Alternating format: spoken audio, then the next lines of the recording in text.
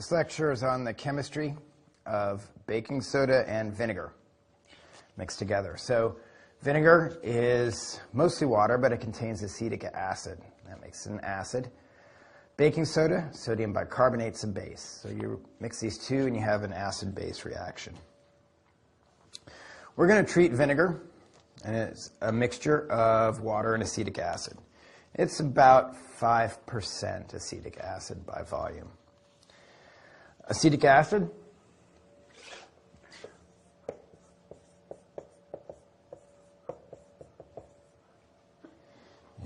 has the following chemical formula. We start off with a hydrogen, typical of acids, and the rest is structured. So now baking soda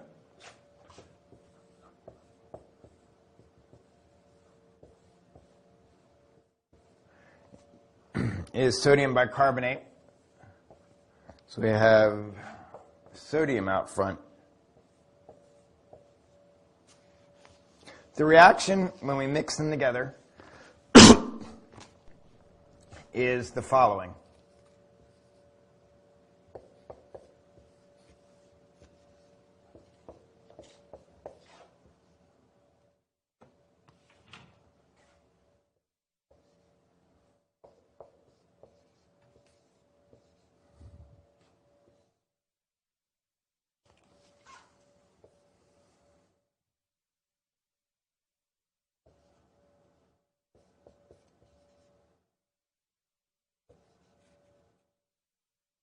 All right, the sodium actually dissociates in the solution you get of water.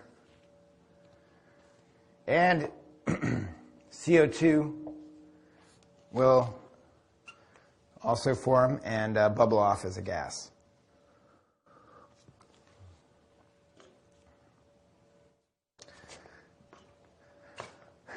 You should always check the stoichiometry of any of these equations. Make sure you've got the same amount of sodiums on each side. I'll leave you to add that up. The same amount of hydrogens. And oxygens. All right. So notice we've got 4 hydrogens here. Sorry. 5 hydrogens here. 1, 2, 3, 4, 5. And 5 here. Good. Mass is conserved. That's the way it should be. So we're really interested, for the purpose of this class, in the CO2. The CO2 can be very useful for us. We can make it do actual useful work. We talked about in one of our other lectures how if you've got a fluid, it does work proportional to pressure times a change in volume. Delta is our symbol for change. And here you get a big change in volume because you've got your solid and liquid producing a gas. Gas is far less dense per kilogram, takes up far more volume. Now the other thing to notice is that you have one molecule of sodium bicarbonate and one molecule of acetic acid producing 1 molecule of CO2. So we know it takes 1 molecule of each reactant to make the product we're interested in. Now our next goal is to connect this to some ordinary measures.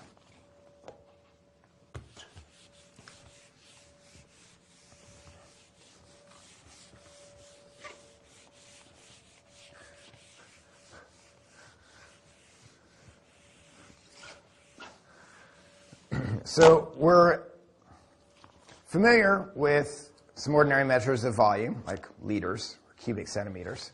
We're familiar, too, with some ordinary measures of mass, like kilogram. Molecules are measured in moles. Now, the concept of a mole is the same as the concept of a dozen. Right? A dozen, you just say 12 is 1 dozen. in the case of molecules, we say 6.022 times 10 to the 23rd equals 1 mole.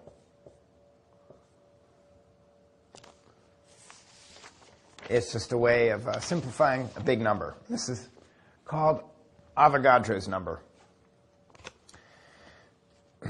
So with chemicals, we often tabulate their properties like mass in terms of their molar mass. How many grams, for example, does 1 mole weigh? So I'm going to give you a handy little reference table for this class.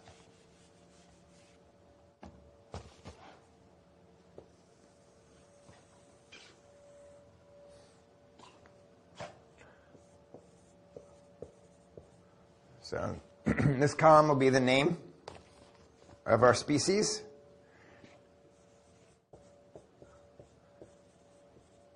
Next comes our molar mass, measured in grams per mole.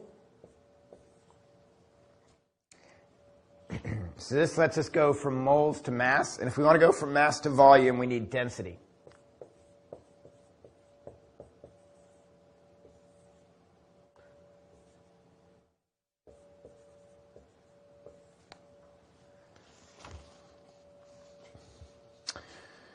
All right, so let's start off with acetic acid.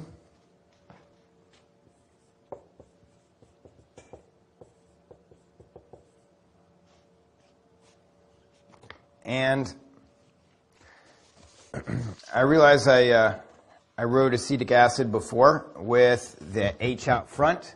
I'm going to actually do it in a different order. I'm going to group all the H's together, just for mathematical simplicity. So you can remember the molecular weights. 12, 1, 16. Do the math. 24 plus 4 plus 32, and you get about 60. There's often small deviations from what you expect.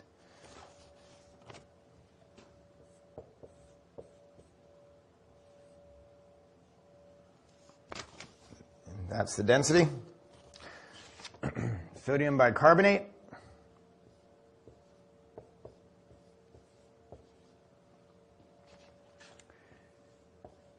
Because of that sodium, it's pretty heavy. And it's got a pretty heavy density, too.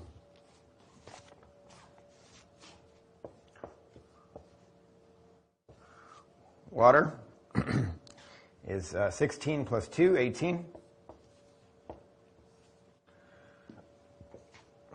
And it has a density of 1. That's because in the SI system, we use the density of water as how we define some mass. Our fundamental units of mass. CO2.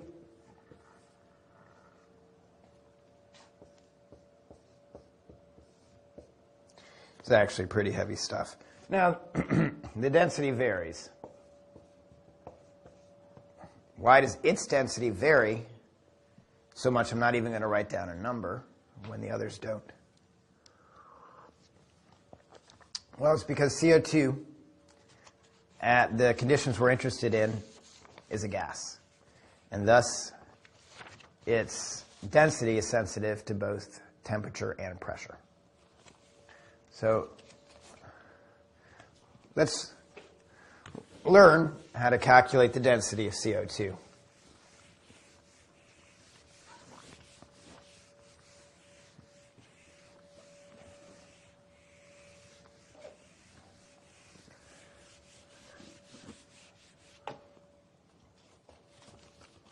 We're going to assume that CO2 is an ideal gas under the conditions that we're interested in.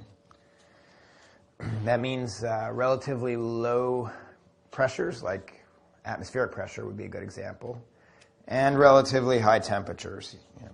It's not going to turn into a solid, for example. So let's look at the ideal gas law.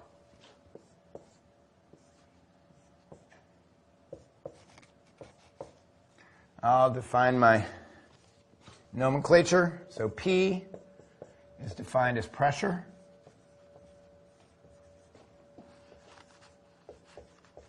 In units of pascals, which are also equal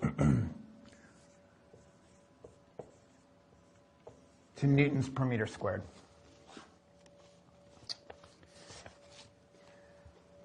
This little v is the volume per mole.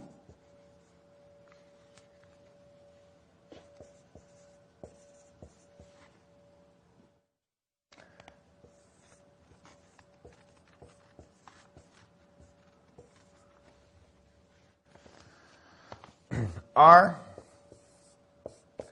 is the universal gas constant.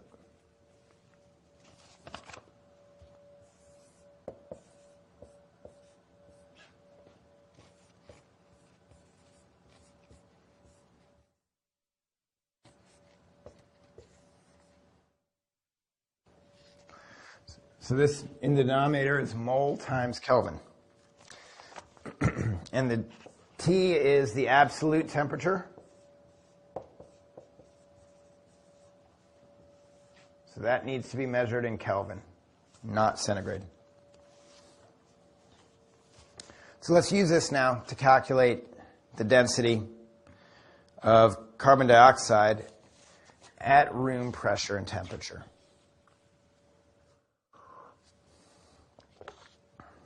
So we'll start by calculating this volume first.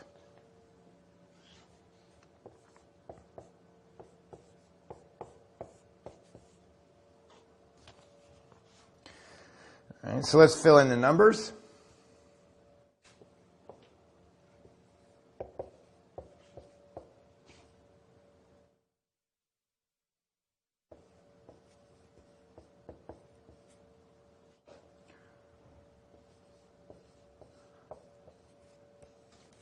Generally about 300 Kelvin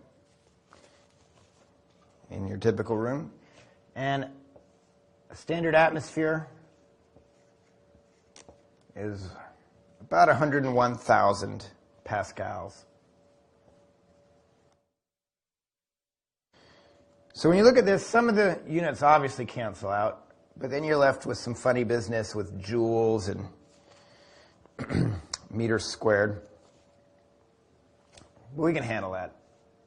So you plug this in your calculator, and you get 0.0246 joules per mole meters squared Newton. But then maybe you remember a joule is a Newton times a meter. A joule is a Newton times a meter. So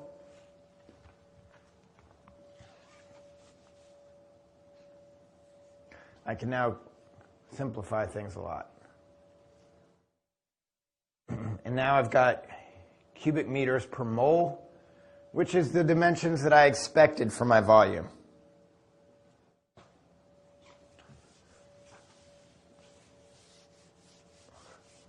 So that all is good. But we didn't ask for volume, right? We're after density.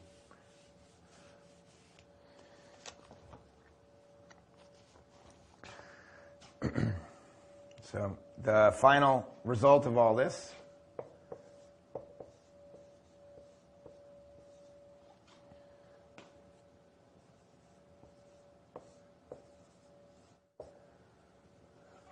so we're halfway there. Clearly, the volume per mole should be related to density. So now we need to figure out what's the next step.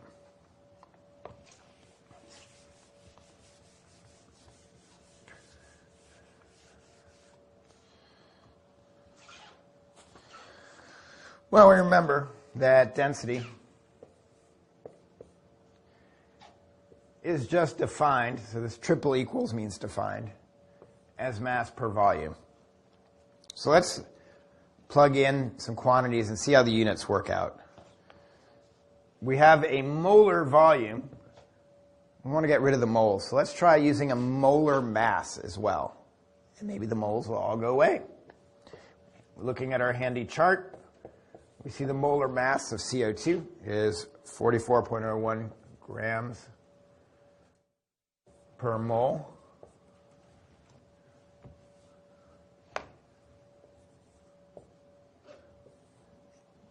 And we put this number here.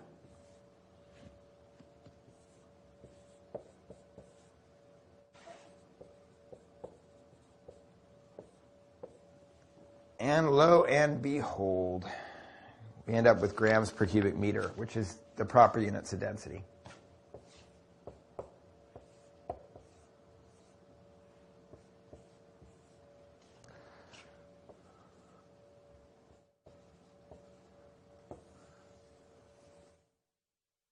And you'll notice there's a small number. Right? The density of water, by comparison, is 1. Maybe not quite 1,000 times greater than this, but much, much greater. What does that mean? It means a little bit of CO2 takes up a lot of space, which is exactly what we want it for. Right? If we want CO2, for example, to come bubbling out of this reaction and do some work, it needs to have a P delta V, a change in volume. And that's what we're going to get from this. So that's what you need to know. Thanks.